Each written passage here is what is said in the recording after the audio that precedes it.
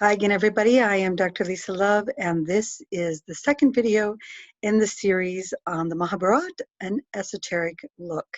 And as a reminder, I often drop the A, so you will hear me say Mahabharata instead of Mahabharata, and Vishnu Purana instead of Vishnu Purana, etc. Here we go. So I mentioned in the previous video that there are two texts that we have to take a look at if we're really going to understand the Mahabharata tale. The first text is the Vishnu Purana, and the second text is the Ramayana. This is the video where we're going to look at the Vishnu Purana, and then in the next class, we're going to look at the Ramayana. In our introductory video to this course, we learned that the word Puran means an ancient story. And the Vishnu Purana talks about the stories of Vishnu. Let me get my little pointer here.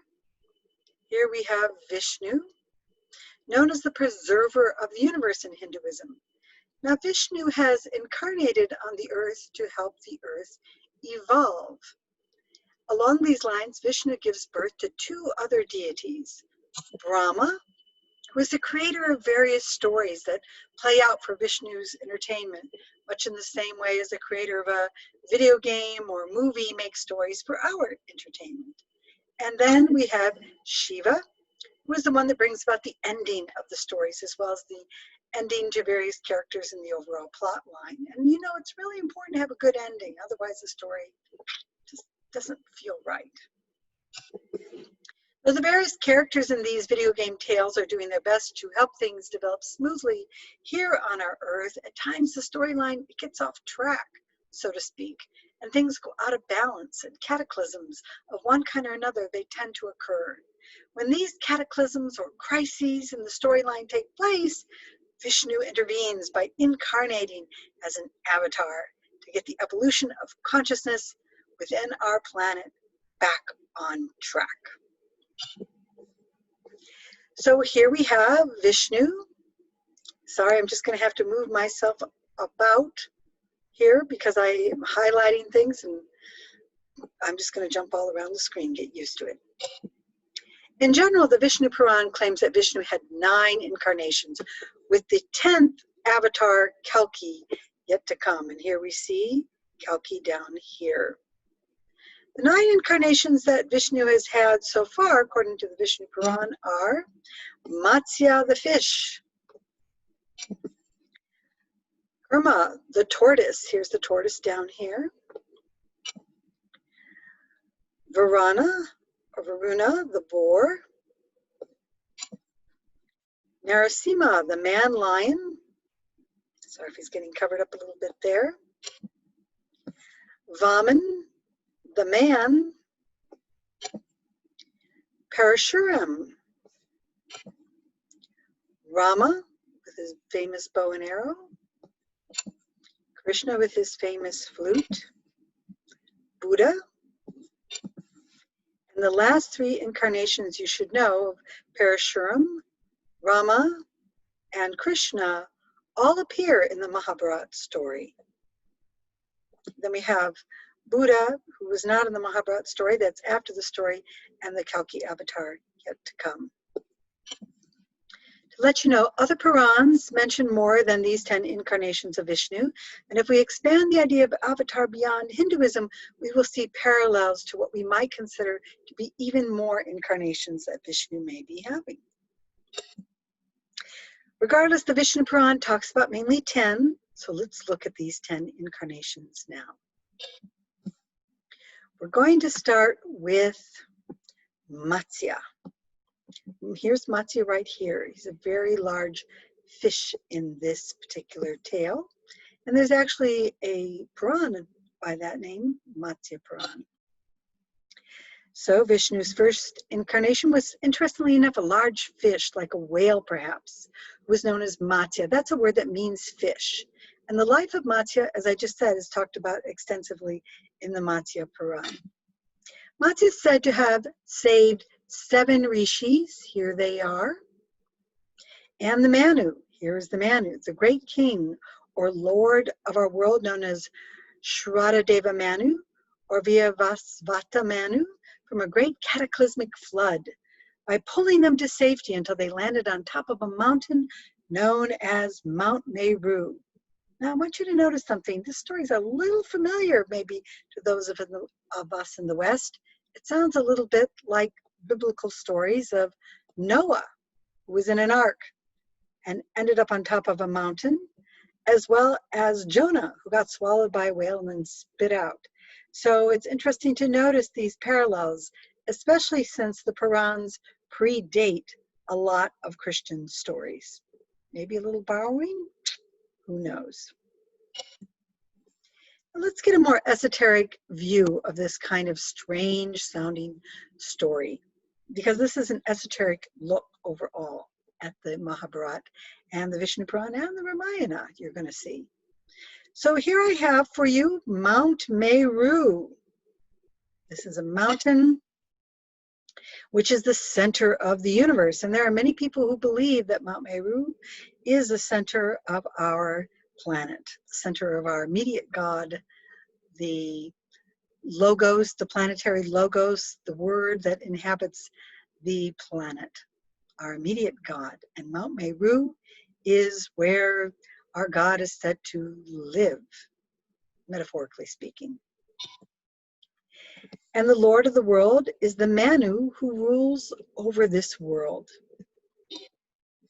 And underneath him are 7 kingdoms ruled by 7 rishis who seed 7 levels of consciousness from which all life on earth will evolve for the next cycle of evolution. So we have the 7 levels. Now, if you are familiar with the course I have by Alice Bailey, who borrows from Theosophical Ideas, you will see that these 7 levels look familiar. You have the logoic level, which is at the center, where the Lord of the world and the Manu is, and then the 7 rishis do the monadic, the atmic, the buddhic, the mental, the emotional, and the physical planes. So there we have a kind of clue about the esoteric idea that we start in the Vishnu Purana with Vishnu giving us a new incarnation with a Lord of the world to rule over it, and 7 different levels of consciousness that need to be unfolded throughout the existence of our earth. So now let's look in more detail at these incarnations. We'll start with Matsya. Now, what I'm going to do is show you the geologic or evolutionary correlations here. So this is a theory that was put forward primarily by theosophists who were discussing that these 10 incarnations are actually descriptions of geological time that unfolds. And I'm going to show you this idea because it's pretty interesting to me from an esoteric point of view. So I'm going to put myself over here so I don't interfere with the rest of this. Here we go. Now, a theory exists that these 10 incarnations represent geological periods of time, with each avatar appearing after an upheaval occurs on Earth to help seed a leap in the evolution of consciousness unfolding within our planetary life. So we've had the 7 rishis and the Lord of the world seed the different field of consciousness, and now playing out within that field of consciousness are going to be incarnations that represent the unfoldment of consciousness within our earth. And that unfoldment of consciousness is going to reveal itself through different species emerging on our earth. Now, scientists believe that life evolved first in the ocean. And we see that down here in the Precambrian period. And we see that up here when the Cambrian starts is when the invertebrates start. And that's when life is really starting to come about. With one-celled and multi-celled organisms in the Precambrian period down here, some 3 to 4 billion years ago, with invertebrates emerging in the Cambrian period. Next are those invertebrates, and then later are the fishes arriving in the Ordovician period, some 485 to 444 million years ago. Then we have the Silurian period, where large fish, especially whale sharks, are starting to dominate. And these whale sharks are said to have been about 20 meters long. So it might actually be possible that large fish that was referred to as Matsya was actually a whale shark. And the story may be showing how the 7 rishis who Vishnu asked to seed the 7 levels of consciousness reflects something that was about to take place, so that life in the oceans was not just about whale sharks. So whale sharks existed. Matsya existed in the story before we had the other animals emerge. And Matsya had to bring about this new expansion of consciousness, which is going to happen beyond these whale sharks coming about. For example, in the Devonian period, down here, known as the age of the fishes, around 419 to 359 million years ago, life seems to have exploded in the ocean, with fish of all kinds flourishing and becoming extremely diverse. So I have to do something, and I don't want to redo this video. I have to plug in my computer. Just a moment. I'm back.